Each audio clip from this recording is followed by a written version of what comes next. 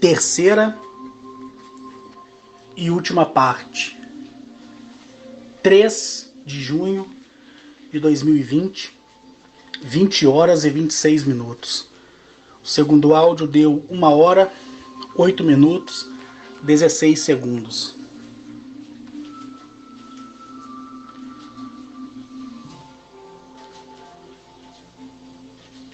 Voltei,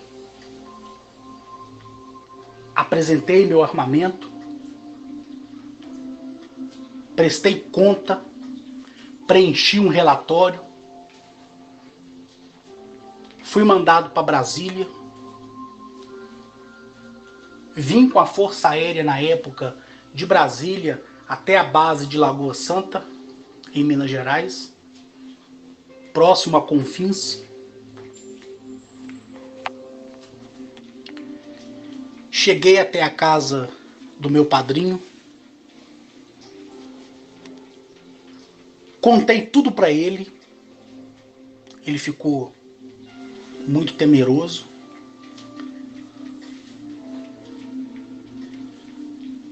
Depois eu fui para o CPUR, que é o Centro Preparatório de Oficiais da Reserva, me apresentei lá a um general. Esse general, ele me parabenizou, e quando ele me parabenizou, eu vi que o seu parabéns era falso.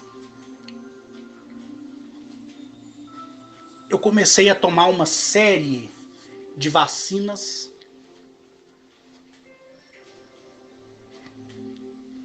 Quando eu voltei da missão, eu era vacinado, o Cabo Vieira não, porque eu cheguei a perguntar se ele tinha tomado alguma vacina, ele falou que não, mas eu era vacinado, ele não. O tempo passou, as coisas foram estreitando, eu voltei para Minas Gerais. Esse general falso, ele me deu alguns dias de folga, depois me recomendou para psicologia, porque eles queriam ver como estava a minha saúde mental, né?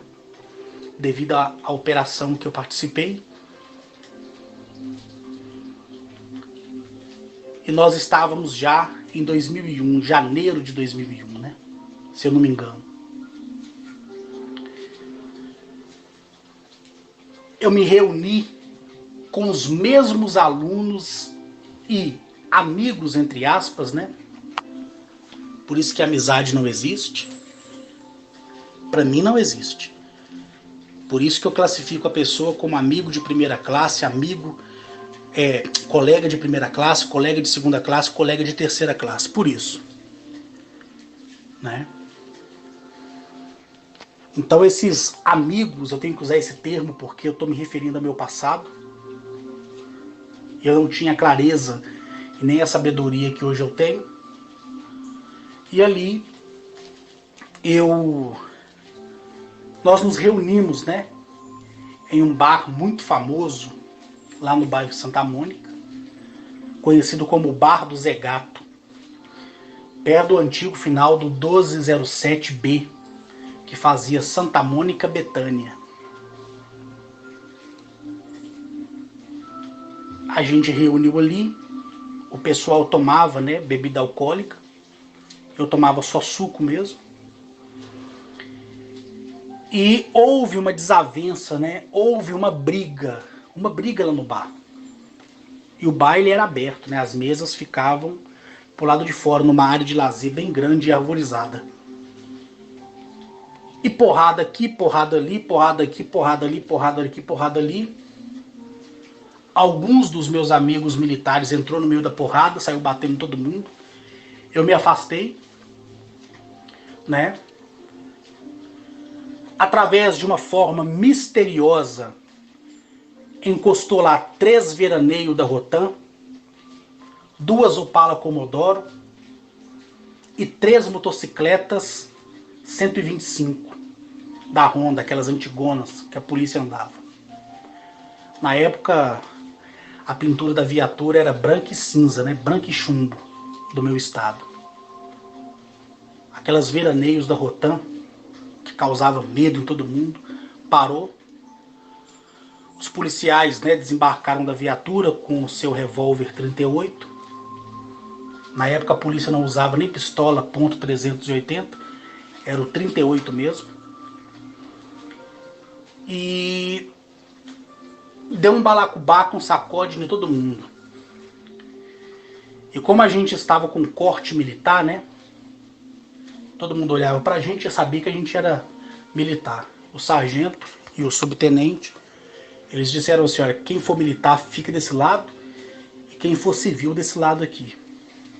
E aí, todos esses meus amigos apresentaram, né, a identidade funcional, que era muito feia na época. Era um papel morto, muito esquisito. Pior do que esse papel aí, quando você é dispensado por excesso de contingente. A nossa identidade funcional era ridícula, muito feia. E ali cada um apresentou. Algumas eram consultadas, outras não. E esse sargento, quando pegou a minha identidade funcional, ele, na época, o Copom, ele não tinha tanta estrutura de informação como hoje tem, né? Então hoje, para se consultar o Romeo Golf de qualquer cidadão, é muito rápido, né? A troca de informação naquela época era muito complicado. E essa complicação é que me fez ser conduzido até o Departamento de Polícia Civil, que ficava localizado na Avenida Vilarinho, em Venda Nova. Então, quando chegou a minha vez, a minha matrícula militar, ela não bateu com o que estava no meu documento. Quando eu olhei para a minha retaguarda, nenhum dos meus, entre aspas, irmãos de farda estava ali comigo. Todos tinham num passe de mágica, como o ancião da Caverna do Dragão desaparecido. Porque naquele desenho na Caverna do Dragão, aquele velhinho lá, né, aquele mago aparece lá, e no momento que você mais precisa dele, ele desaparece, não é assim? Quando você assiste aí a Caverna do Dragão, foram esses meus colegas, né, entre aspas. O que aconteceu? Fui conduzido para a delegacia, cheguei até a autoridade policial jurídica, me apresentei como tal. Pelo meu vocabulário militar, eles não tiveram dúvida. Eu aguardei quase 1 hora para minha documentação ser conferida. Uma vez que não foi conferida, eu pedi que entrasse em contato com o oficial do dia do 12º Batalhão de Infantaria em Belo Horizonte, né? O Exército, evidentemente, ele compareceu na delegacia de Polícia Civil. O oficial do dia que me conhecia, quando me viu na delegacia, ele virou para o delegado de polícia e falou assim, a gente desconhece esse sujeito aí como sendo pertencente ao Exército Brasileiro. Imagina você ouvir isso de uma pessoa que é o seu comandante, que sorriu com você, que conversou com você, que contou problemas conjugais para você, ele dizer na frente de uma autoridade judiciária, né, da polícia jurídica, científica, que ele não te conhecia. Deu para você perceber aí? O delegado olhou para mim, olhou para ele, mais, na época foi 3 sargentos, 2 segundo-tenente, 1 aspirante. Encostou lá, foi aquele caminhão da Mercedes 1118, se eu não me recordo bem, porque tem muitas coisas que eu fiz questão de esquecer. E eles foram embora. Foram embora. E o delegado virou para mim, da Polícia Civil, e falou, olha, como se trata de uma falsidade ideológica, a nível federal, compete a Polícia Federal investigar. Não é verdade? Aí o sargento da polícia militar que me conduziu, né, para essa ocorrência, ele teve que me levar até a polícia, o departamento da Polícia Federal. Durante o caminho, eu contei para eles a mesma história da missão que eu participei. Eles ficaram horrorizados. E aí eu comecei a encaixar a peça, né? Chegamos no departamento de Polícia Federal. O delegado, que hoje é aposentado, que eu não vou falar o nome dele de jeito nenhum para preservar a identidade dele e dos agentes que na época também acompanhou isso. Eles me ouviram. O delegado dispensou a polícia militar. O delegado ouviu passo a passo a minha história de vida, que é essa parcial que eu estou contando aqui para vocês. Depois que ele ouviu, ele ficou horrorizado. Ele me colocou dentro de uma Blazer descaracterizada. Correto? Foi eu e mais 4 policiais até a minha casa, a minha residência.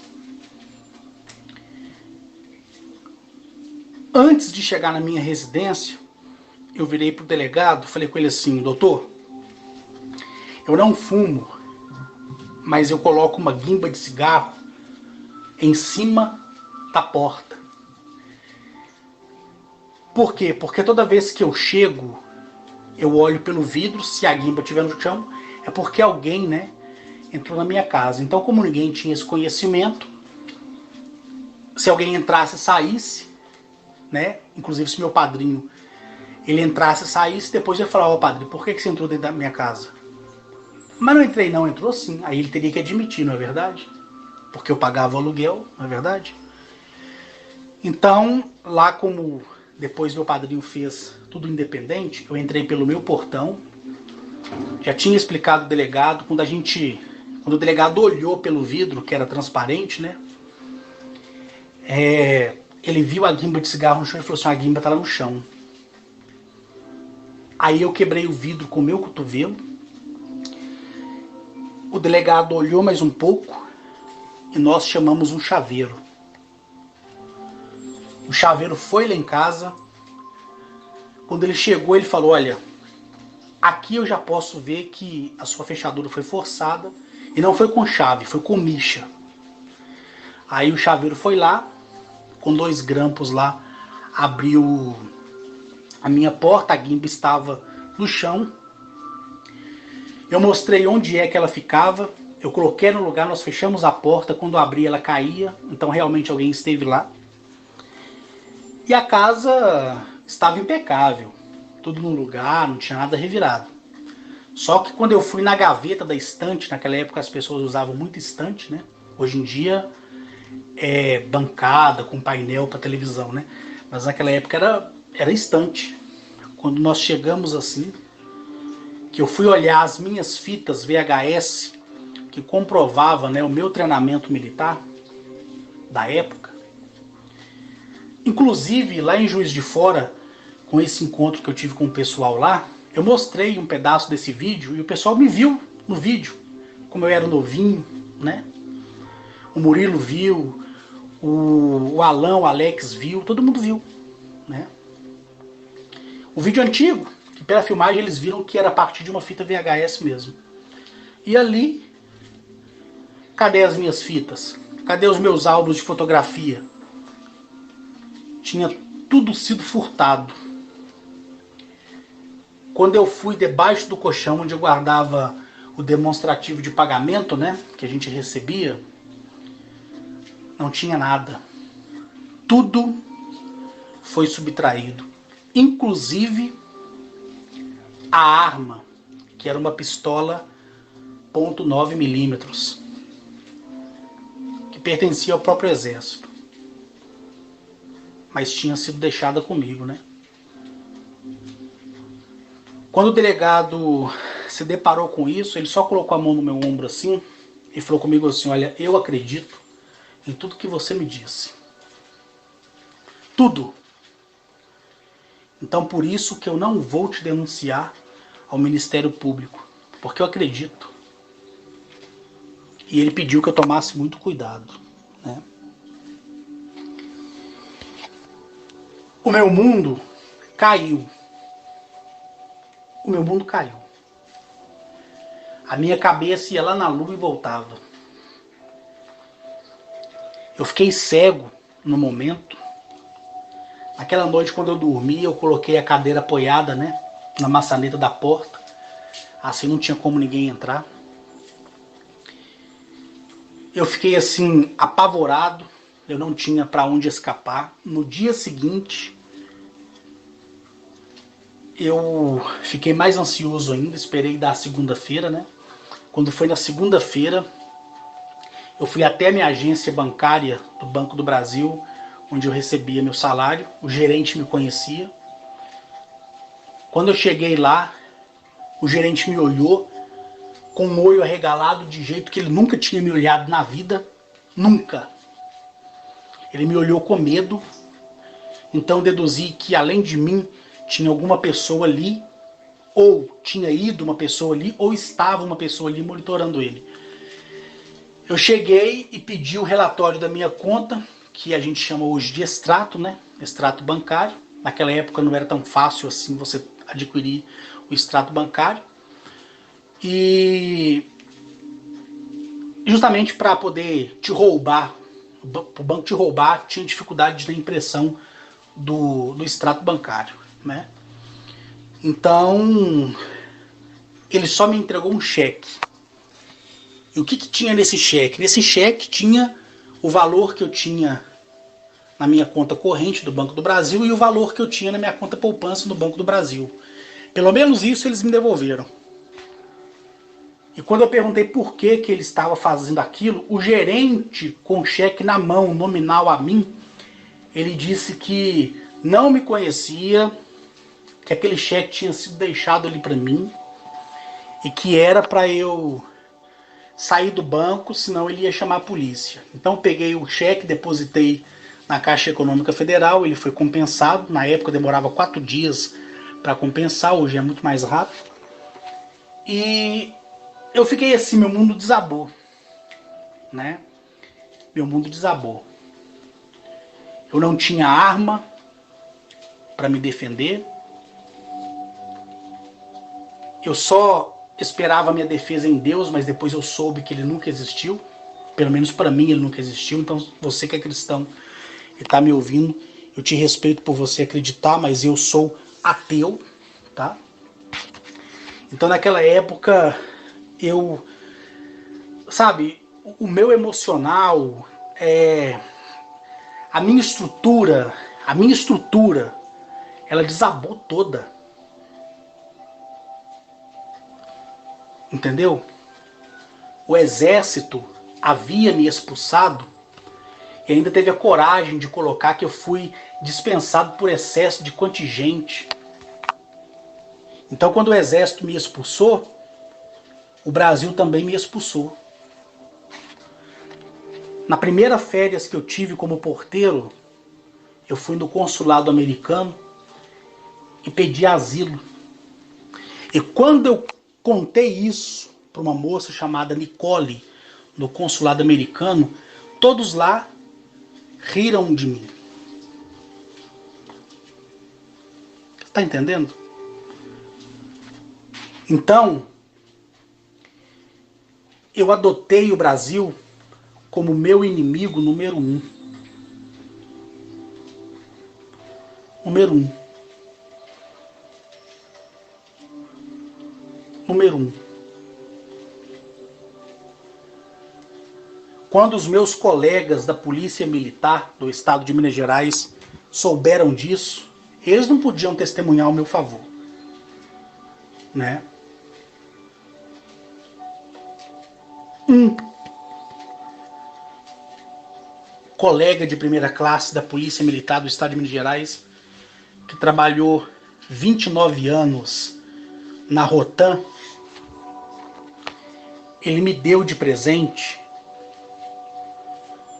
um revólver para mim me defender.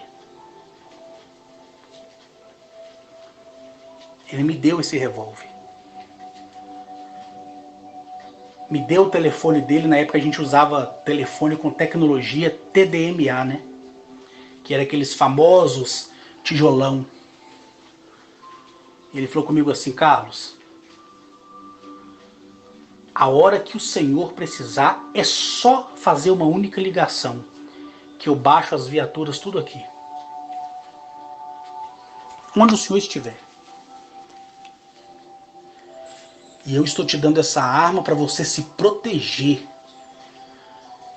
Porque muita água vai passar debaixo dessa ponte. Muita.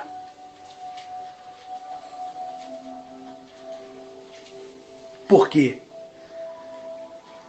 Porque somente um herói é que conhece e respeita o outro herói. Ele é herói no dia a dia, combatendo o crime, pegando bandido, surrando bandido.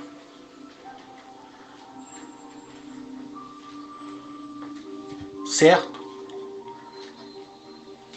E quando eu contei isso, na época, no batalhão Rotan, todos ficaram perplexos. Aquela turma que estava ali, que eu jamais vou identificá-los, jamais. Muitos estão agora já para entrar na reserva, jamais eu vou atrapalhar a carreira deles. Mas aqueles policiais da Rotan ali são os meus heróis.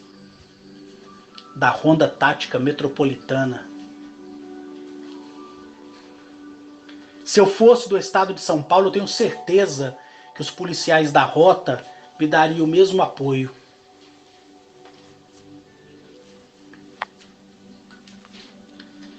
Então esse oficial da Rotan, ele me deu proteção. Eu tinha muito medo de ficar na guarita do condomínio onde eu trabalhei, depois que eu fui expulso do exército, e passar algum S2 e fuzilar a cabine onde eu estava. Eu andava com um 38 de 3 polegadas na cintura, para baixo e para cima. Quantas e quantas vezes eu fui abordado pela patrulha do bairro, que na época o patrulhamento tiraram de circulação as veraneio, colocaram as Blazer, primeiro foi a D20, depois as Blazer, depois o Gol, depois o Palio. Hoje nós temos a Palio Ken, nós temos a S10, né? Que são as viaturas mais novas, mas naquela época, quantas e quantas vezes eu era abordado e o policial identificava a arma na minha cintura. Ele só falava comigo assim: você é o Carlos Henrique? Eu dizia sim. Ele: pode ir, herói.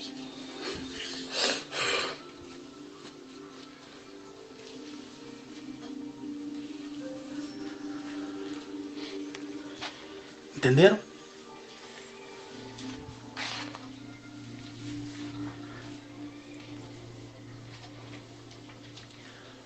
Quantas e quantas vezes eu, quase chegando em casa, no primeiro apartamento que eu tive, depois que eu saí da casa do meu padrinho, justamente para dar proteção para eles, eu chegando na minha casa, no meu primeiro apartamento no bairro Santa Amélia, atrás do Super Nosso, do supermercado Super Nosso,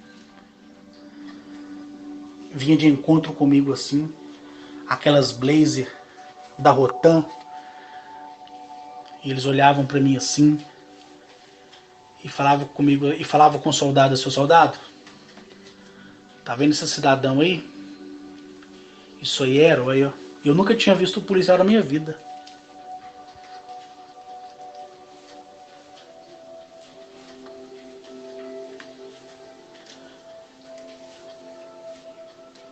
Entenderam?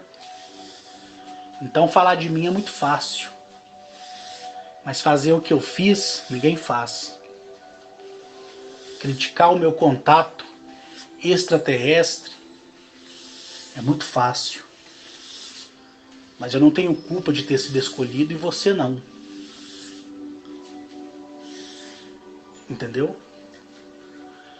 Hoje, se há um barulho no quintal, o homem só é macho para bater na mulher dele, para humilhar os filhos. Mas quando há um barulhinho no quintal, dá ele 190, porque o macho não tem coragem de sair para fora para ver. Tem medo de ser surpreendido. Não é verdade? Não é assim que o mundo é? Eu sei que tem muito camarada aí que bate em mulher que vai ouvir isso. E talvez não seja a lei Maria da Penha que vai convencer ele do contrário, de não encostar mais a mão na mulher, mas o meu relato. Então tem muito homem aí que é homem com mulher, porque quando houve barulho no quintal, falta pouco mijar nas calças, né?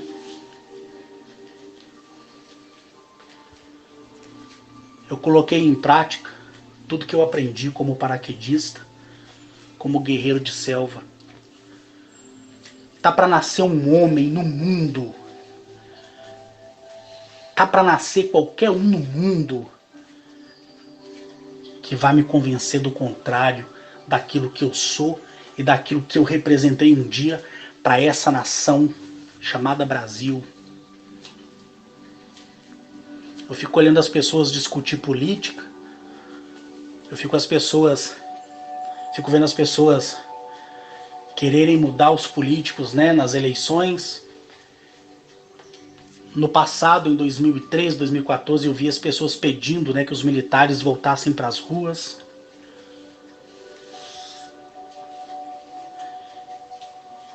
Eu tenho pena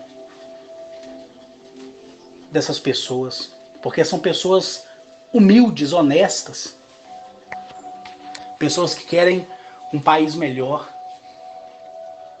pessoas que acreditam que votar na urna eletrônica vai trazer mudança para a sua nação.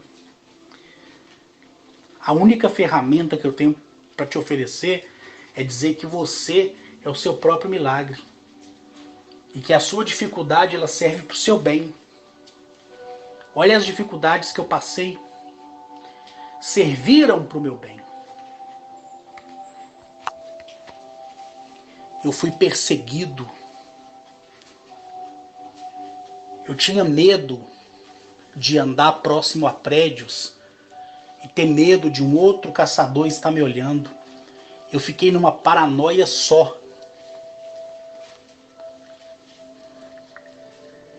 Mas sempre lá, ó, o meu revólver 38 ilegal, recheado com 7 tiros, alimentado a roleta ou o carrossel, seja o que você quiser dizer, falar, estava ali pronto para disparar a qualquer minuto. E aí daquele que cruzasse meu caminho. Ai daquele.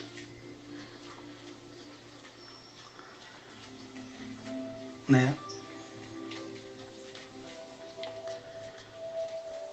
E o interessante é que, anterior a isso, eu conheci um general, né? Uma vez ele me chamou, vou dizer o seu gabinete, né? No mais grosso modo da palavra. E ele... Não sei, eu sinceramente eu fico com os meus pensamentos, por mais que se hoje eu quiser, eu sei da verdade através das visões que eu recebi. E quando eu falo visões, não é sonho não, tá? É habilidade de visão que vai da primeira à sétima. Como também posso perguntar a qualquer homem, né, e a qualquer mulher do espaço. Peraí que eu vou tossir, gente, peraí. 3 horas de áudio é muita coisa, né? A garganta fica muito seca.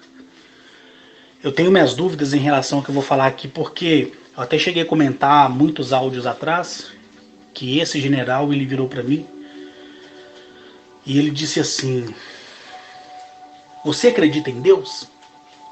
Eu tinha dito para ele que sim, que eu era cristão. E ele perguntou para mim qual seria a minha conduta se eu lidasse, né, se eu vivesse com desconhecido. Aí eu não entendi muito bem, não. E o interessante é que alguns dias, não chegou a ser mês, não. Desculpa aí, gente. Minha garganta secou mesmo, falando 3 horas direto. Ele perguntou se eu me deparasse com um desconhecido, se eu teria coragem de atirar nele, né? Eu não entendi muito bem e menos de um mês mais tarde eu fui para essa missão. Parece que foi até um teste, né? Mas depois eu nunca vi mais esse general. E outra coisa que eu quero dizer aqui, eu espero que você tenha prestado atenção, desde quando eu ingressei na fileira militar, o meu nome de guerra era Fonseca, né? Depois, automaticamente, no ato da missão, foi mudado meu nome de guerra para Henrique, tá? E a minha patente, que era de tenente, passou a ser de 3º sargento só para o exercício da função, tá? O nome de guerra de todos aqueles coronéis, melhor dizendo, o nome de guerra de todos aqueles oficiais, né, que esteve comigo ali na instrução de 15 dias que eu falei para vocês, quando mais tarde eu procurei saber o nome de guerra, citando, né, o nome de guerra desses indivíduos aí, constatou que eles nunca existiram, tá? Então nunca existiu um 3º sargento Henrique que participou dessa missão. É lógico que o exército ele tem esse relatório, é lógico que os mais antigos sabem do que eu estou falando, né? E o meu mundo desmoronou, mas eu nunca achei ruim. Aí que há, né, o diferencial. Eu nunca achei ruim. Porque eu sempre acreditei que todo mal que vinha para a vida da gente era para o nosso bem. Porque quando eu era cristão, eu li que há um tempo para tudo. Há um tempo para plantar, há um tempo para colher, há um tempo para viver, há um tempo para morrer. Não é verdade? Há um tempo para ser feliz, há um tempo para se estar triste, há um tempo para passar necessidade, há um tempo para abundância. Então, eu sempre adotei as coisas que fizessem sentido para a vida, para a minha vida. Então, durante os primeiros anos, eu fiquei numa paranoia tão grande, o meu emocional foi lá no teto. Lembra das vacinas que eu falei para vocês? Que eu fui vacinado quando voltei da missão? Pois é. Através daquelas vacinas, daquelas injeções contendo pigmentos de propriedades radioativas, foi que eu adoeci. E em 2003 para 2004, como eu já contei 300 vezes, eu fui diagnosticado com câncer.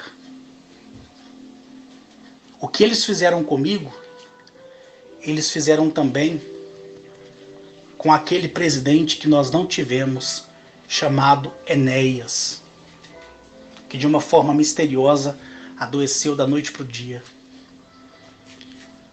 Porque o Estado brasileiro é podre. A política brasileira é assassina. O comando que está atrás do comando não está nem aí para o desfavorecido financeiramente. Repudia o direito do preto. Repudia o desejo do homossexual e o direito dele. Os líderes religiosos são todos membros de uma seita maior. O Brasil está fundado ao caos e você ainda tem coragem de sentar na frente de uma televisão para dar ideia ao meio jornalístico. Você sai e contempla a violência todos os dias e você acredita na mudança. Como pode uma nação cujo governo diz ser a favor da sua população e não criar leis para dominar de modo disciplinário essa nação? Onde está? Você vê aí adolescentes de bem serem assassinados através do latrocínio. Você vê policiais não voltar para casa. E você vê, às vezes, a falsidade dos seus comandantes entregando a bandeira enrolada para sua esposa, para o seu filho, para sua mãe. Alguns comandantes realmente se comovem com a perda do seu soldado. Outros não estão nem aí.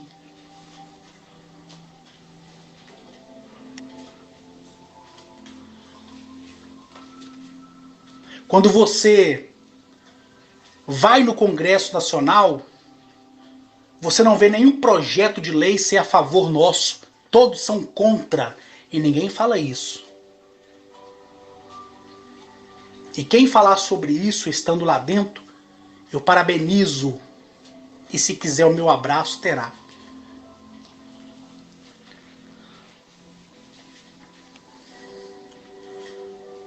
Esse sistema é tão podre e tão ordinário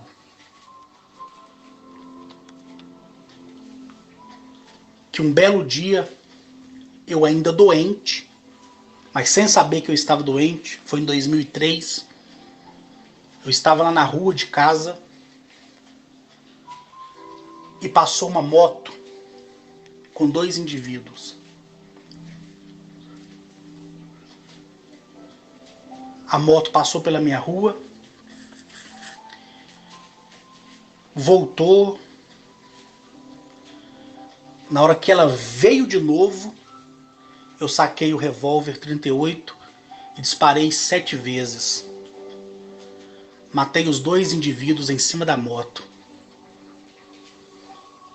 Acionei a polícia militar, que pegou a arma. A polícia científica foi no local. Eu fui para o departamento de polícia. O delegado recebeu uma ligação. Eles me liberaram na hora. Nem por esse crime aí eu fui sentenciado e nem denunciado. Sabe por quê? Porque assassinos profissionais nessa época, que viu que eu estava mobilizando uma ação contra o Estado e contra a instituição, viram que o câncer não tinha me matado.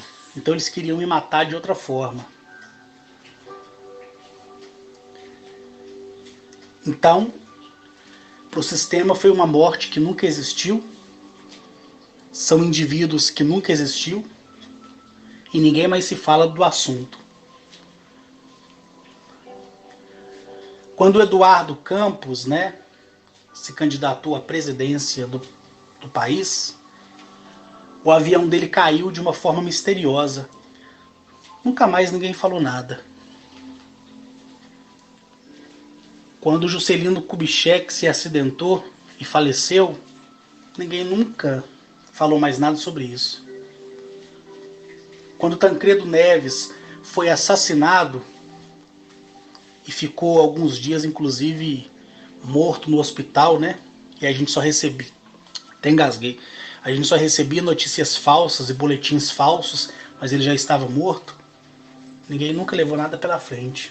Quando o nosso presidente, que nunca tivemos, Enéas, saudoso Enéas, que sempre foi zombado pela nação brasileira, e hoje os mesmos porcos, que riram dele no passado, na juventude, na adolescência, hoje como homens feitos, acabados, sem nada na vida, olha hoje para os vídeos do Enéas no YouTube e fala: me arrependo de não ter votado nesse homem.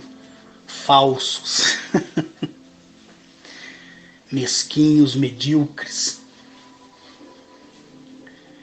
Todo político honesto no nosso país tem de ser assassinado.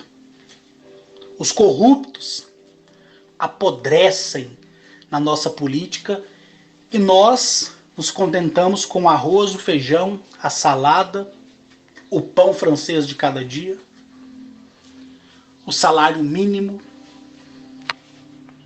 o Bolsa Escola, o Bolsa Família, o auxílio emergencial, né? E todo mundo fica disperso.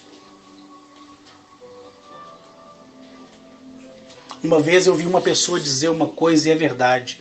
Uma vez quando perguntaram, será por que lá em Brasília os três poderes não se unem e criem leis mais severas para combater a criminalidade?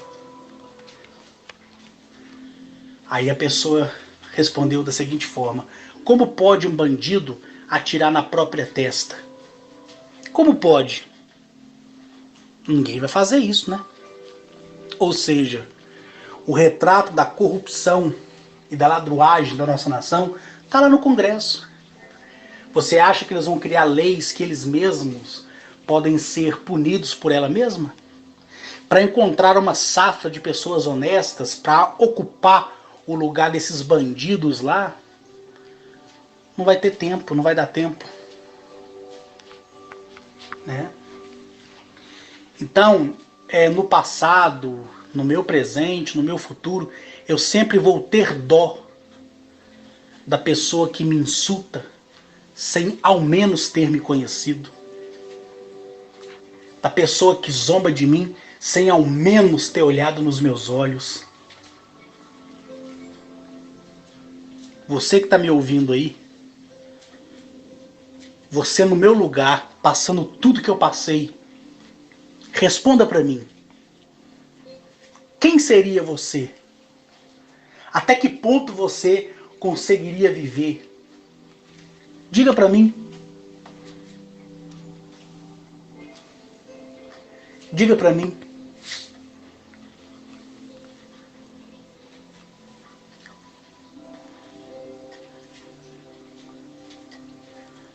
Por isso que eu nunca me abalei com a opinião alheia. Depois que eu conheci esses homens e essas mulheres do espaço, o meu coração se encheu de tal forma de alegria que aí eu tive a mais absoluta certeza. Agora eu sei porque ninguém tira o sorriso do meu rosto, e agora eu sei porque eu não me incomodo com a vida de ninguém, porque ninguém viveu o que eu vivi, ninguém foi na missão que eu fui, ninguém foi para os planetas que eu fui, e ninguém é como eu sou. Então por que eu vou me preocupar com a fuleiragem, né? Pra quê?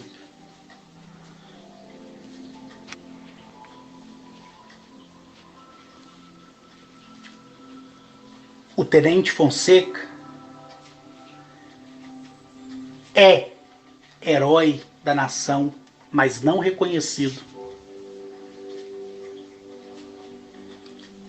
O Arques é sim o recruta viajante das estrelas com muito orgulho.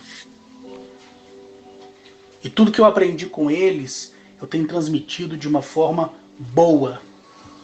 Porque eles sabem dessa minha história. Eles acompanharam cada passo que eu dei na minha vida. Podem falar que eu tenho 20 anos de idade, mas eu sei que eu tenho 41 e dia 4 de outubro desse ano eu faço 42.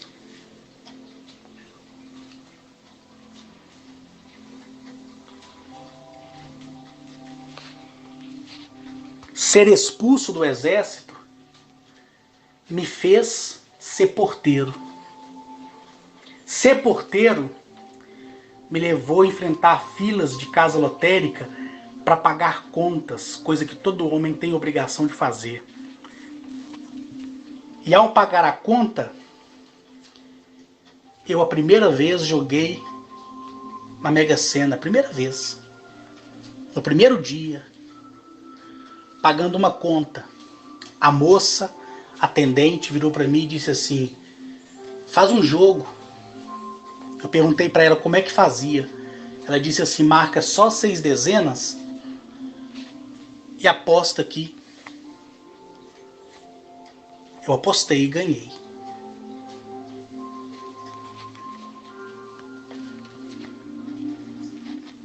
Apostei, ganhei, sou feliz, sou realizado financeiramente, sou realizado como homem, sou realizado em todos os aspectos da minha vida. Todos. O mundo pode aparecer amanhã e dizer assim: vamos tirar tudo do Carlos e fazer ele ser pobre. E vamos dizer para as pessoas que ele nunca teve nada. Não importa. Eu sou o que eu sou e sempre serei o que eu sou, porque eu sei viver no muito e eu sei viver no pouco. Por isso que eu recebi a missão de morar numa república. Eu saí do luxo do meu apartamento para morar num quarto com banheiro dentro. O Júlio Andrade foi me ver, a Flávia foi me ver, outras pessoas mais viram o capricho que era o meu quarto, viram como é gostoso ficar perto de mim, né? E eu aprendi com aquelas pessoas aquilo que eu já falei várias vezes em outros áudios. Por isso que eu sempre disse para vocês, o mundo lá fora não é esse que você sabe, que você acredita saber. Não é. Ele é cruel, ele é covarde. O Estado brasileiro é covarde. Isso aqui não é nação. Isso aqui é um chiqueiro, mas eu e você, nós não somos porcos. Se nós tivéssemos mais 100 anos daqui para frente, eu gastaria toda a minha fortuna para poder colocar um governo digno nessa nação. Eu até me candidataria a presidente, com todas as loucuras que as pessoas podem dizer que eu tenho. Mas o que é mais gostoso é que eu já conversei isso com vários psiquiatras e nenhum deles deixou de sair emocionado. Eu já conversei com vários psicólogos isso e eles falam para mim assim: a sua mente, Carlos, não é uma mente humana por ter passado tudo isso. Qualquer psiquiatra que me ouve falar, qualquer pessoa que conversa comigo, pergunta às pessoas que conversam comigo se eu converso com elas de cabeça baixa. Eu converso olhando para dentro do olho delas. Eu não gaguejo nas minhas falas. Eu repito a minha história 1 bilhão de vezes. Na verdade, não tem quantidade de vezes, porque minha história sempre é a mesma. Mas quando eu coloco a minha mão no peito aqui, como eu estou fazendo agora, colocando a minha mão esquerda no meu peito e a minha mão direita segurando esse aparelho aqui para gravar o áudio para vocês, eu posso respirar e dormir em paz, porque eu não roubei ninguém, eu não trafiquei, eu não fui usuário de drogas, eu não bati em nenhuma mulher.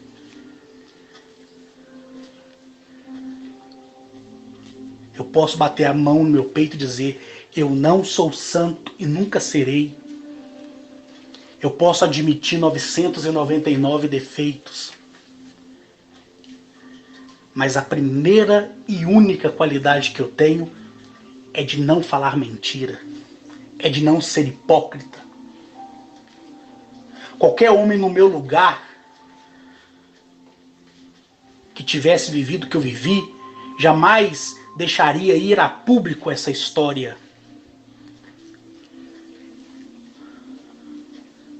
Eu não sou corajoso, eu sou herói.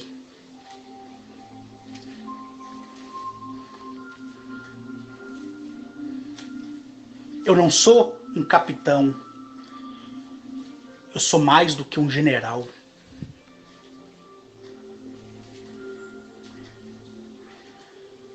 Eu meço da mesma maneira que me medem.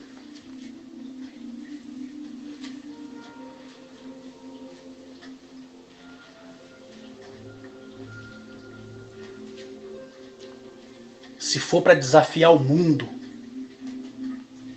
eu desafio. Se for para voar pelo céu à luz do dia e ir contra o que eu prometi a esses seres que eu não faria a olho nu de ninguém, eu até faço e pago o preço depois.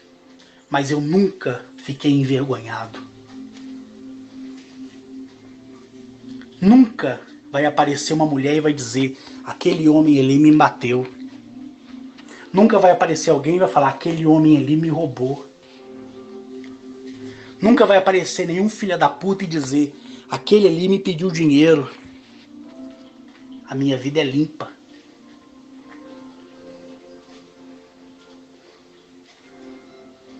A minha vida é limpa. Eu tenho orgulho disso. A existência me mostrou que tudo de ruim que sobreveio a mim veio para eu me tornar melhor do que eu sou.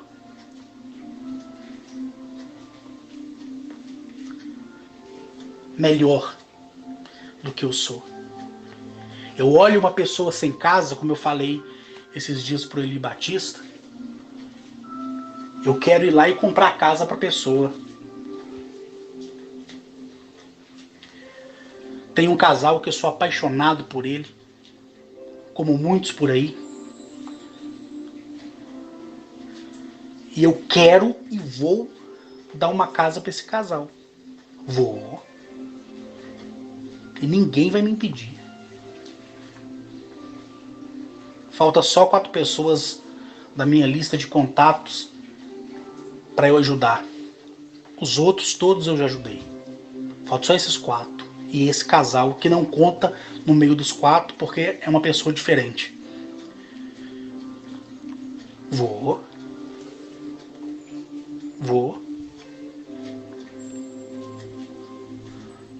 Você está entendendo? Eu não preciso enganar você para ter o seu dinheiro. Eu não preciso te vender bugiganga e dizer que é milagrosa. Eu não preciso te convencer a ler os meus livros, que é pura frustração e mentira. Eu posso sim dizer para você, olhando nos teus olhos, que você pode todas as coisas. Eu tenho orgulho de dizer que o que eu faço de graça. Eu tenho orgulho de incentivar as pessoas a ajudar quem não tem nada. Eu tenho orgulho de ter sentimentos por ver alguém passando fome, sendo despejado. Eu conheci um jovem, recentemente, não vou dizer o nome dele, mas ele sabe que eu estou falando dele. Se ele quiser um dia gravar um áudio para eu compartilhar com vocês, eu gravo. Uma pessoa que eu pedi para supervisionar a internet e encontrar as pessoas que me difamam e me caluniam para um futuro processo criminal,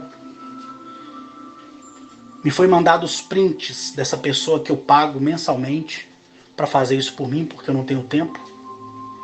E muito menos vou desperdiçar as minhas habilidades que me foi concedida para olhar essas coisas. E essa pessoa passava necessidade e me pediu esse apoio. E em um hangout por aí, eu vi esse jovem dizer coisas absurdas de mim.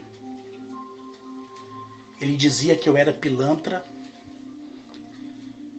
E quando eu falo, uma pessoa falou isso, às vezes as pessoas podem até dizer, o Carlos está inventando. Eu não falo o nome da pessoa porque eu preservo a pessoa humana, porque eu tenho respeito pela pessoa, independente do que a pessoa falou de mim.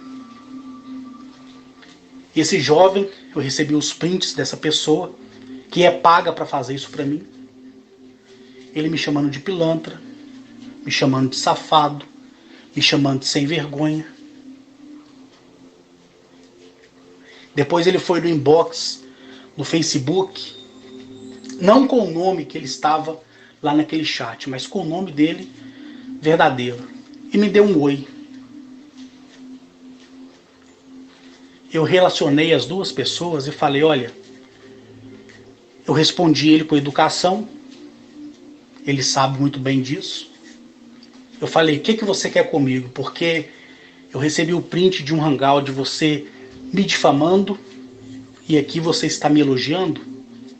Na mesma hora ele, como homem que é, admitiu, me pediu perdão, eu falei, eu desculpo. Na mesma hora eu ofereci para ele fazer uma chamada pelo WhatsApp, ele fez. Todo aquele conceito errado que ele tinha sobre mim caiu. Hoje ele participa da minha lista do WhatsApp. É uma pessoa que não me incomoda em nada. Mas por causa da ideia de outras pessoas, ele falava mal de mim. Ele passou a ter um sentimento de ódio contra mim. Aí quando ele viu que o Carlos aqui só conta o relato e a experiência de vida dele sem pedir nada para ninguém, e ele viu que eu sou homem de enfrentar os meus problemas de frente, eu coloquei ele no grupo do Facebook, para ele ler o que eu escrevo lá. Na nossa videochamada não, na nossa ligação pelo WhatsApp, ele é um homem, tá? A gente conversou, eu percebi que ele ficou sem graça, eu até falei com ele, olha, pode gravar a nossa conversa. Depois disso a gente estabeleceu um coleguismo entre nós.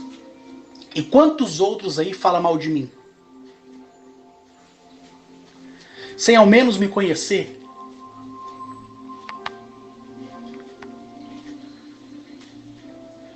Pergunta a ele, se um dia ele querer se identificar, gravando um áudio eu passo para vocês, se eu falei mal dele, se eu o julguei. Não.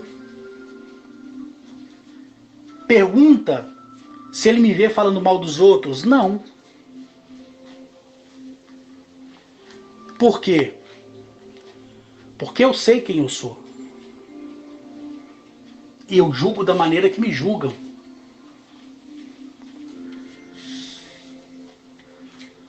Eu julgo da maneira que me julgam.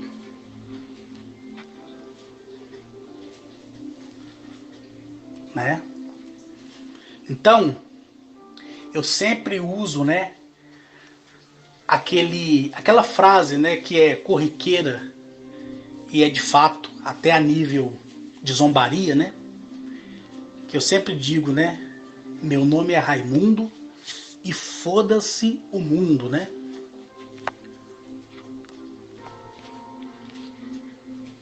Eu passei tudo isso e tenho como provar. O Edson, ele fez vídeos, pegou depoimento do dono do mercado que eu trabalhei. Ele foi lá. O Edson, sem saber quem eu era, me conheceu quando eu passava de bicicleta na rua da casa dele.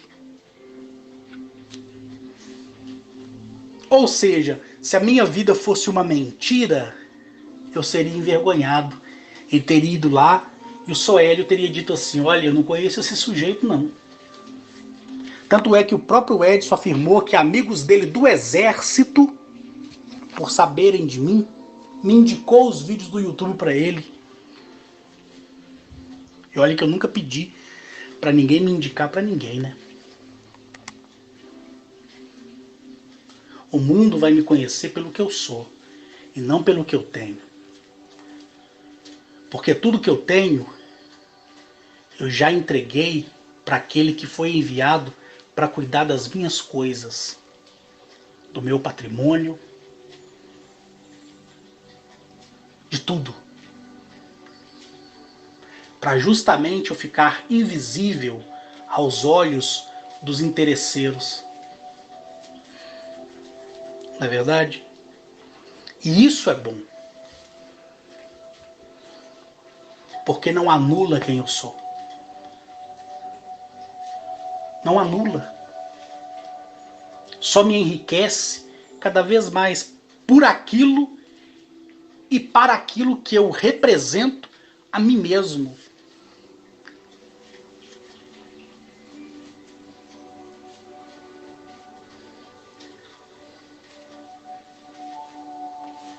Certo? Então pega essa minha experiência, jogue ela no lixo, se você quiser, é um direito seu. Não peço que você acredite em nada. Mas para você que quer uma mudança na sua vida, sinta através das minhas palavras tudo que eu passei, porque eu não posso te levar no passado para você vivenciar tudo comigo. Então sinta através das minhas palavras o que eu passei. E eu venci. Eu venci o câncer através da ajuda dos seres. Mas de 2004 até 2007, eu fui diagnosticado pelo oncologista Dr. Rodrigo em estado terminal. No dia 18 de agosto de 2007, eu comprei uma passagem pela Gontijo para a Serra do Canastra. Fiquei no meio do caminho, subi a serra sozinho no dia 20 de agosto. No dia 20 de agosto de 2007, eu tive a minha primeira experiência extraterrestrial. Ali eu vi e ouvi palavras que eu não sou nem louco de repetir aqui para vocês. Retornei para minha casa no dia 23 de agosto do mesmo ano, em 2007, somente 3 dias depois, eu fui levado para fora do planeta, na base lunar. Fui para fora do nosso sistema solar, para o sistema solar de Sírius. E daquele dia em diante, nunca mais eu fui a mesma pessoa. E por ver algumas pessoas caírem em desgraça, que é a desgraça da própria desilusão, eu me tornei desejoso em poder compartilhar minha experiência com esses homens e essas mulheres do espaço. Para quem quisesse ouvir, porque ninguém é obrigado a me ouvir, ouve porque quer. Se ouve e não gosta de mim e me ouve, ouve porque é trouxa e perde o tempo ouvindo. Por isso que eu falo que toda pessoa que me ouve e me critica gosta mais de mim do que quem afirma gostar. Porque não tem cabimento a pessoa dizer que não gosta de você e perder 2 horas, 1 hora, 3 horas do seu tempo para te ouvir.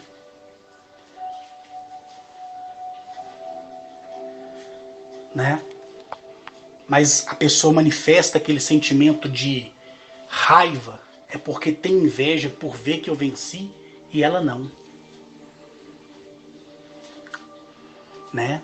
Então, eu não tenho culpa das pessoas fracassarem na vida. Eu não tenho culpa se você não foi bem sucedido na experiência que o mundo do portão da sua casa para fora te colocou para passar. Eu não tenho culpa se a sua vida é ruim. Eu não tenho culpa se a sua vida é boa. Não é verdade? Então a gente tem que equilibrar as coisas. Então eu me tornei desejoso.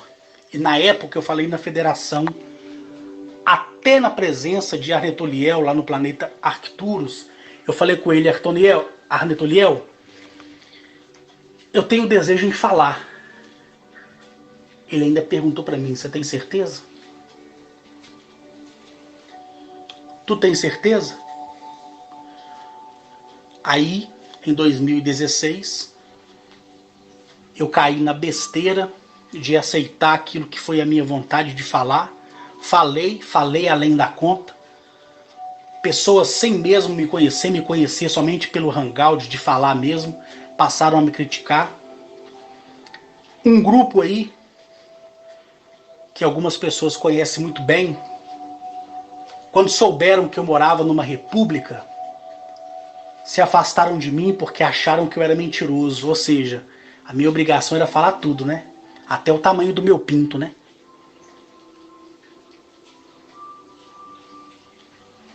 Queriam saber até o tamanho do meu pinto.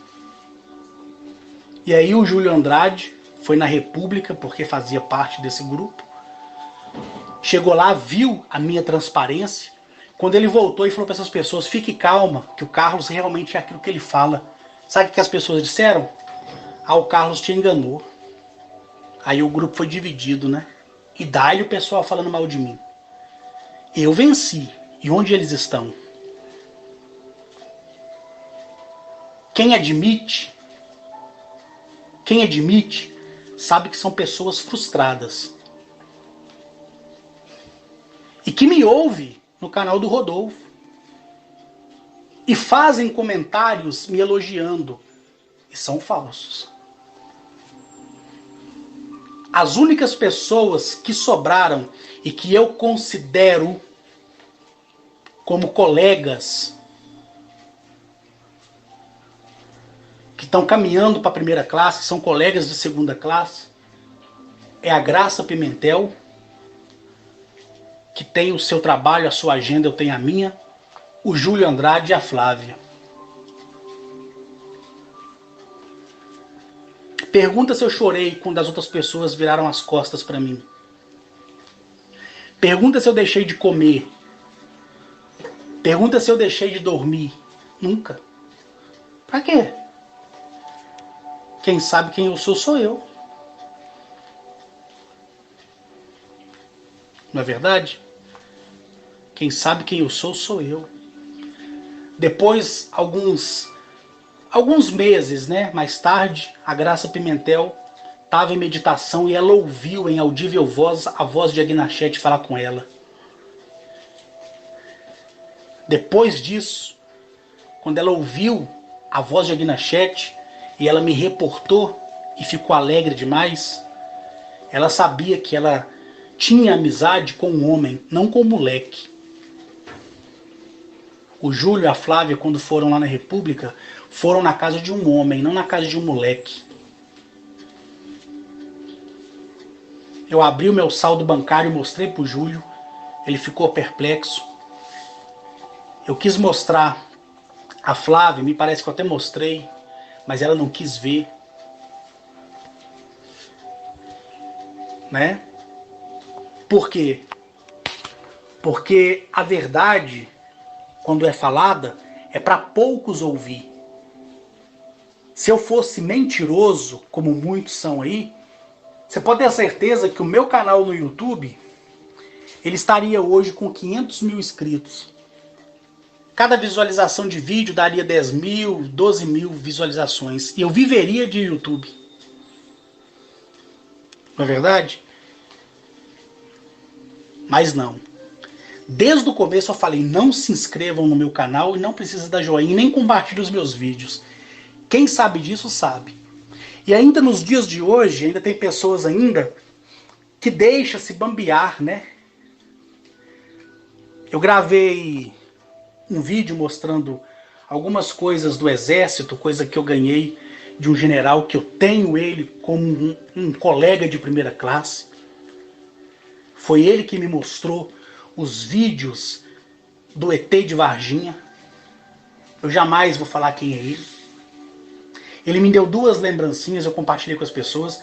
Algumas pessoas têm coragem, né, de ir no meu inbox e falar assim, Carlos, mostra para nós os seus cartões de crédito.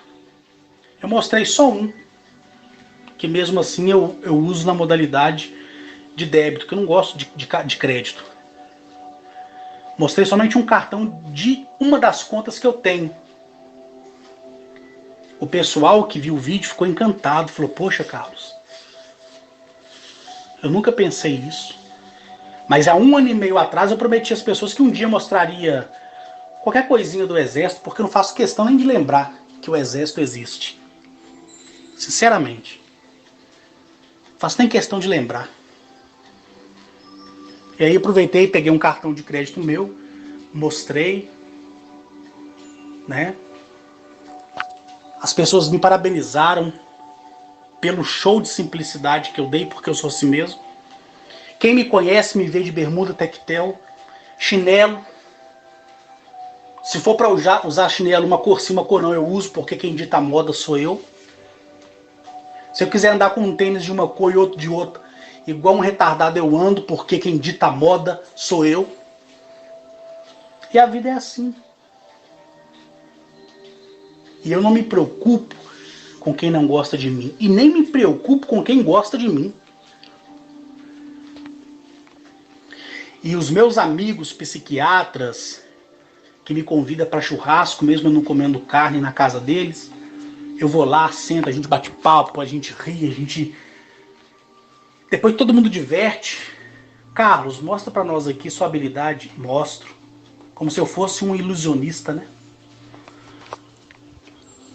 E ali, cada um faz o seu discurso, me enaltecendo, mesmo sem eu merecer. Eu nunca escondi a minha vida de ninguém. Porque quando você compra alguma coisa e coloca numa sacola transparente, é porque você quer que alguém veja qual conteúdo tem lá dentro. Né? O que me pergunta eu respondo na lata. Eu sou assim.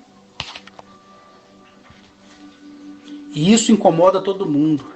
Por quê? Porque o Carlos venceu. Porque eu queria ter essa força que o Carlos tem. Por que que algumas mulheres, não vou dizer todas, porque senão eu vou ser soberbo, né? Por que que algumas mulheres ficam tão admirados de mim a ponto de gostar de mim e desenvolver nelas uma paixão ou um desejo? Por quê? Porque vê em mim um homem. Homem. Vê que o que eu falo eu pratico. Por que que alguns homens aí são apaixonados por mim? Gostam de mim? Porque eles veem em mim aquilo que talvez o pai deles não foi, o que o irmão dele não foi, o que o filho dele não representa para ele. Por isso. E eu não sou culpado por isso. Mas as pessoas veem em mim aquilo que eu sou. E eu sempre mostro para as pessoas que o mal, ele sempre vai vir por bem. Se eu não tivesse sido expulso do exército, eu não teria ido pagar minha conta na casa lotérica, com o salário de porteiro. Eu não teria ganhado, eu não teria conhecido o senhor Otávio. Eu não teria aprendido com ele economia, administração, comércio de relações exteriores. Eu não teria acertado em investimentos. Eu não teria feito a minha vida. Eu não teria me realizado profissionalmente como sou realizado, mesmo não precisando trabalhar.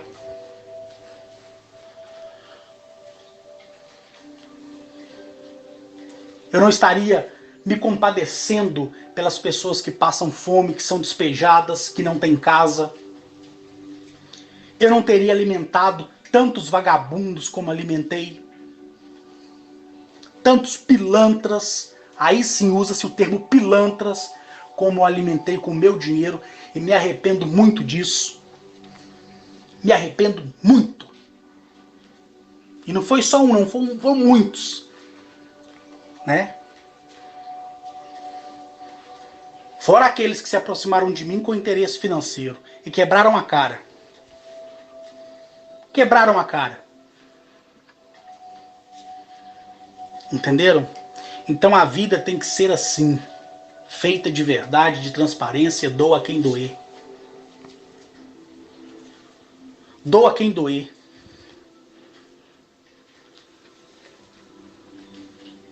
Doa quem doer. Se eu estiver errado, eu peço desculpas e abaixo a cabeça.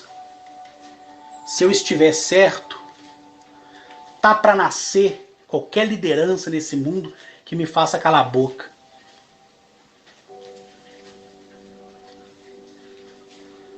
Tá para nascer.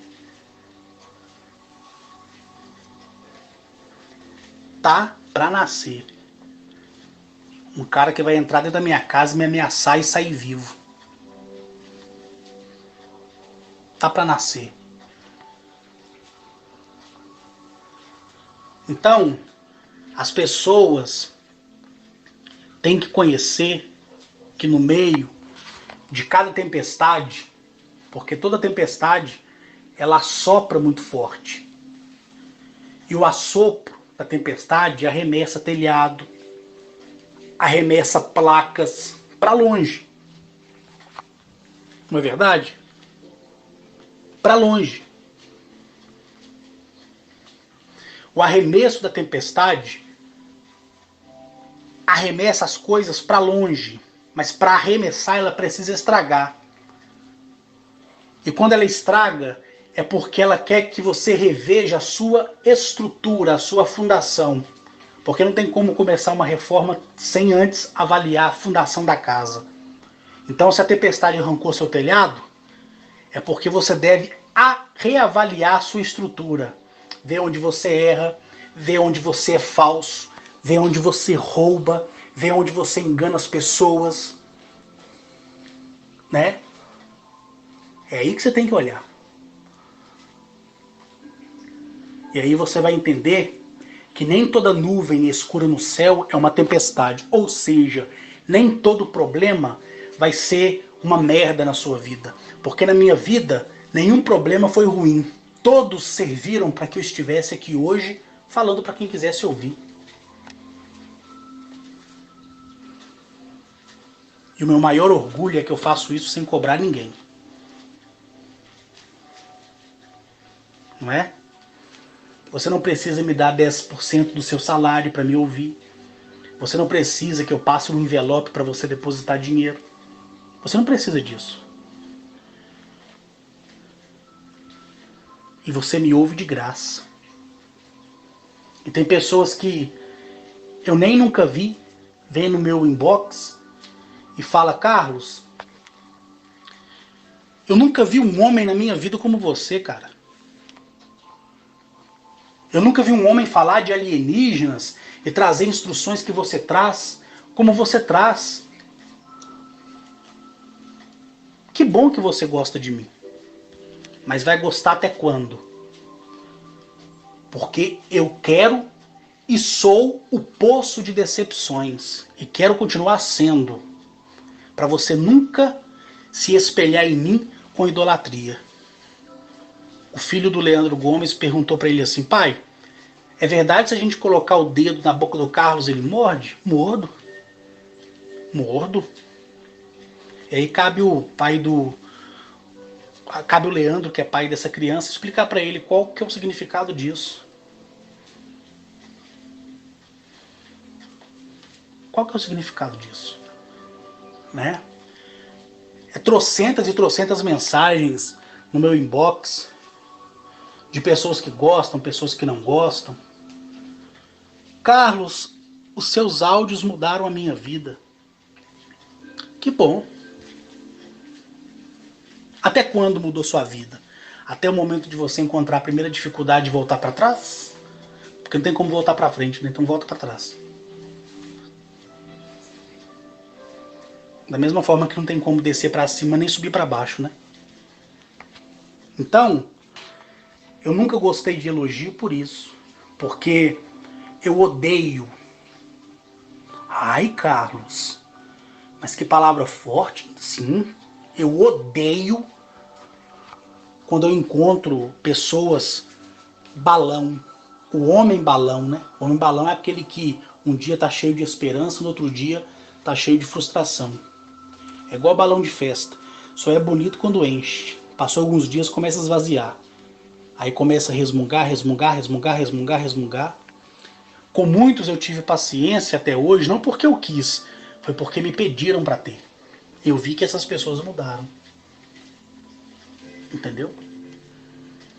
Então a vida, ela nos ensina através das perdas. Nunca você vai aprender ganhando, você só aprende perdendo.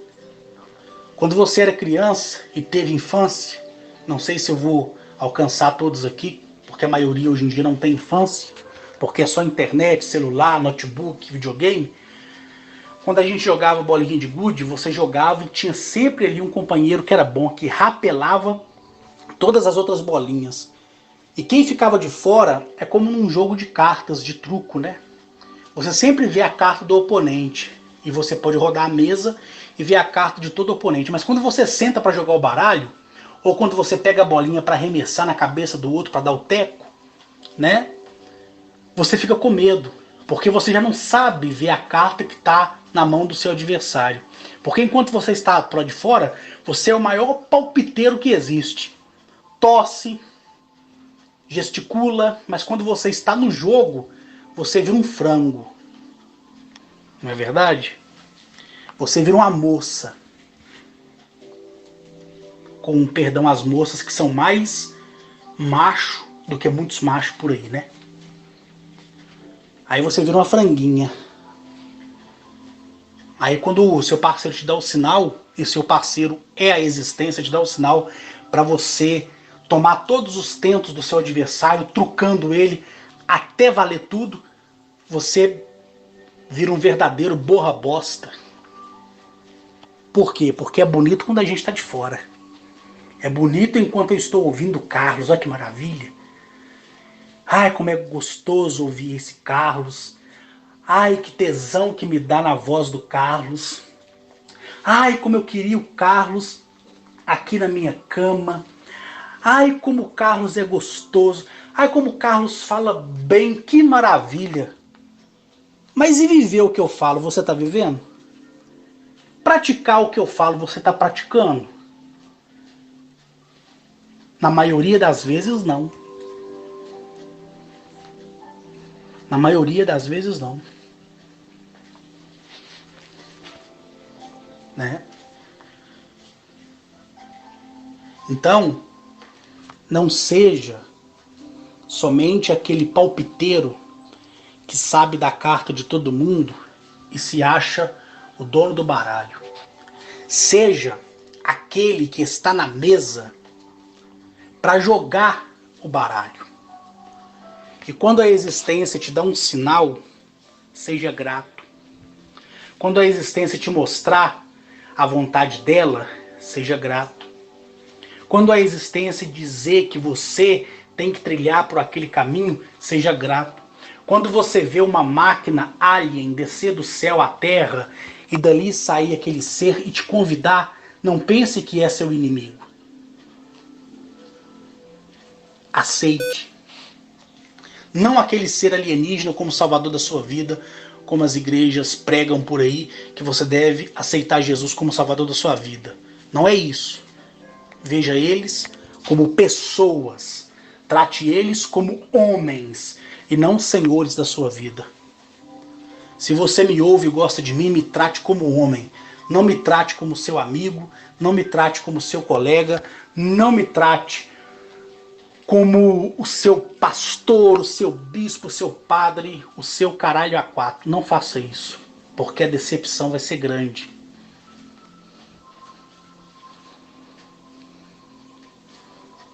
Mas me respeite por aquilo que eu posso representar para você nos momentos que você tiver dúvidas na vida. Eu tomei martelada na mão, literalmente, pasada nas costas. Meu tio arremessava tijolo na minha cabeça.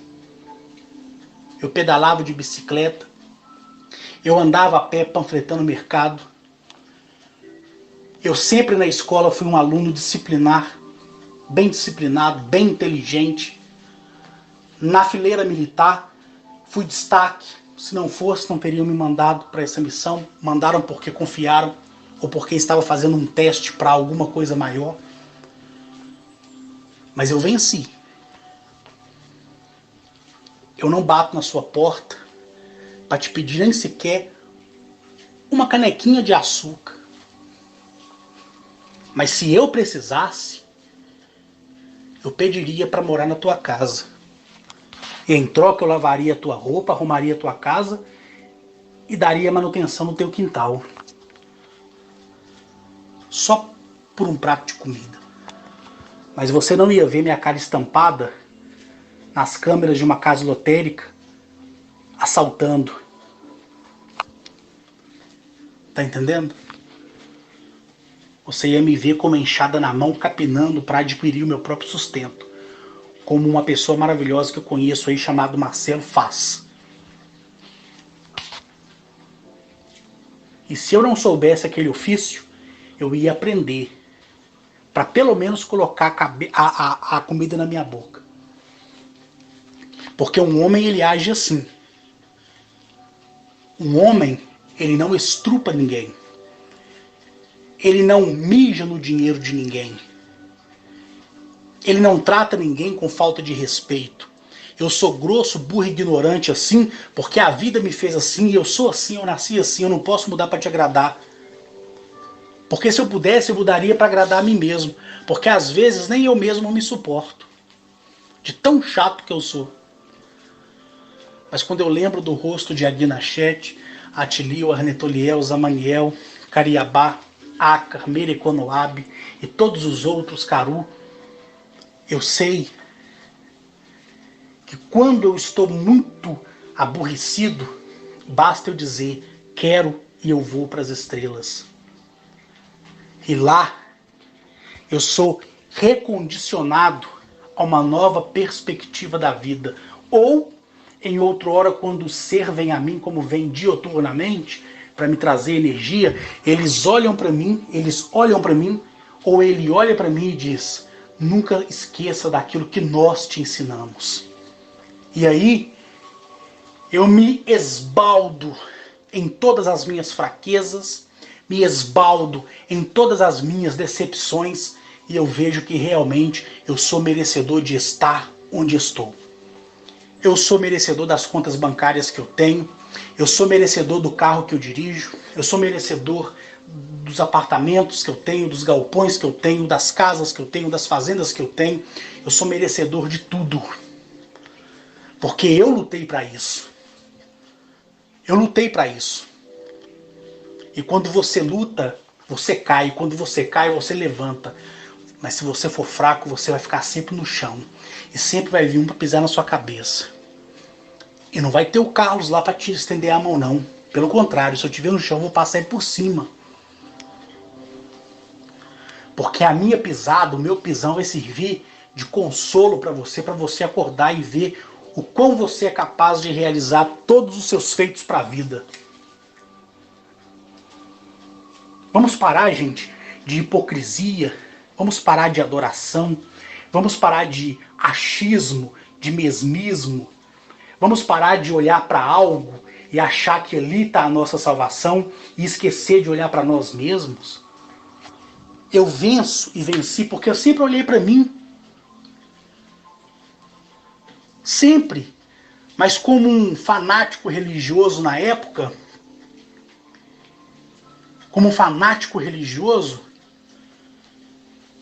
eu acreditei na minha salvação. E ela não veio.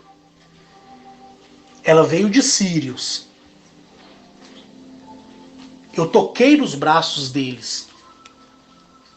Eu vi o sorriso deles. Eu vi que eles eram reais.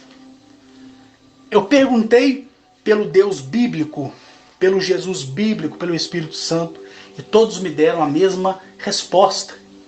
Mas eu não posso te convencer do contrário. E nem devo, porque estaria errado. É você que um dia vai se descobrir. Mas quando você entender que você é capaz e que você não deve satisfação a ninguém, porque você é autossuficiente, a sua vida vai ser melhor do que a minha.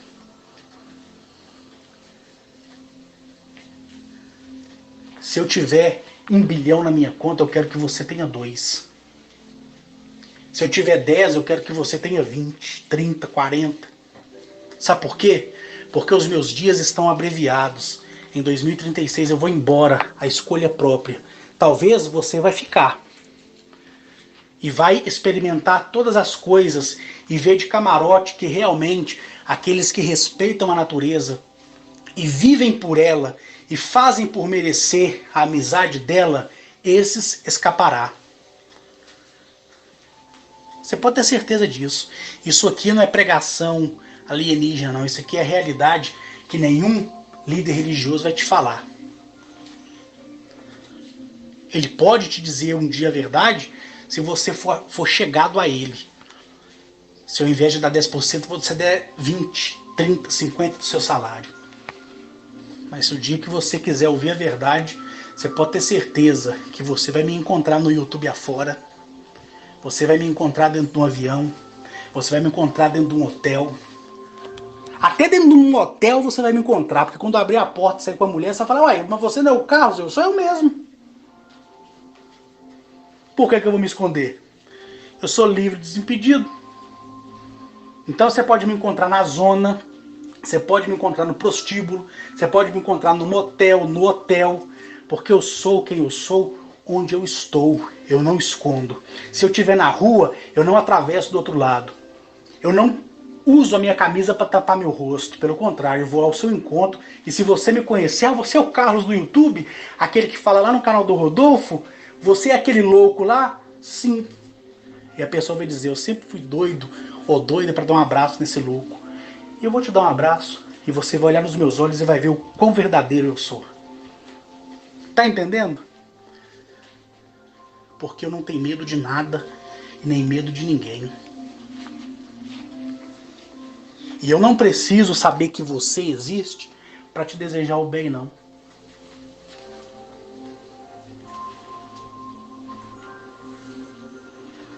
Tá entendendo?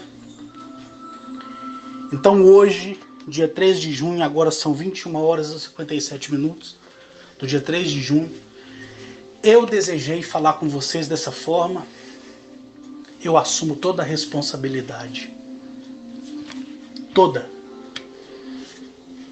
E se amanhã o mundo dizer: ele é mentiroso, ele não é nada daquilo, o mundo, o mesmo mundo que me escarnecer, é o mesmo mundo que vai mostrar a minha verdade. Por isso meu pensamento é fixo e eu durmo em paz. E você? Se o mundo for contra você, você tem estrutura para conseguir segurar a pancada? Se tem, responda para você mesmo, não responda para mim. Mas eu não quero aqui desfazer de nenhum herói do exército, nem de nenhum herói da marinha, nem de nenhum herói da força aérea, e nem desmerecer nenhum herói de qualquer força militar estadual da nossa nação. Porque cada um é cada um. Mas responda um dia, herói, que você me ouvir, se você faria a mesma coisa que eu fiz. E falo, se fosse necessário fazer de novo, eu faria tudo de novo. Tudo. Tudo de novo. O exército me expulsou, a nação brasileira me expulsou, mas eu provei para o sistema que eu venci. Eu venci. E continuo vencendo a cada dia. Como o do melhor, tenho o do melhor. Entendeu? Se for para morar numa casinha simples, eu moro. Se for para morar num apartamento mais requintado que existe, eu moro. E continuo sendo a mesma pessoa.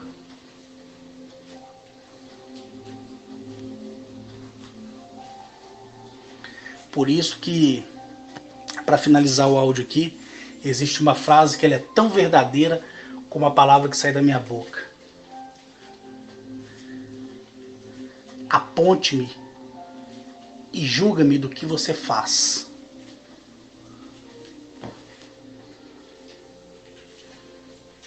E diga que eu tenho os erros que você comete. E fala-me do que você faz e é. E assim eu me despeço de vocês e peço que vocês entendam que todo mal vem para o bem. Toda perda, ela vai te servir para algo muito maior. muito maior. Muito maior. E você vai ver que o seu amanhã será muito diferente do que ele foi na semana passada. Que o seu agora será muito melhor do que o agora que houve há um minuto atrás. E quando o mundo falar de você, ignore como eu. Quando você falar a verdade, não brigue para as pessoas acreditar na sua verdade. Quando te chamarem de mentiroso, fique calado. Não se exalte, porque o mentiroso, ele tende a exaltar e a ficar nervoso. Mas quem fala a verdade e é tido como mentiroso, permanece calado. Porque o silêncio na vida do homem é a maior perfeição que ele pode ter. Um abraço a todos e uma ótima semana.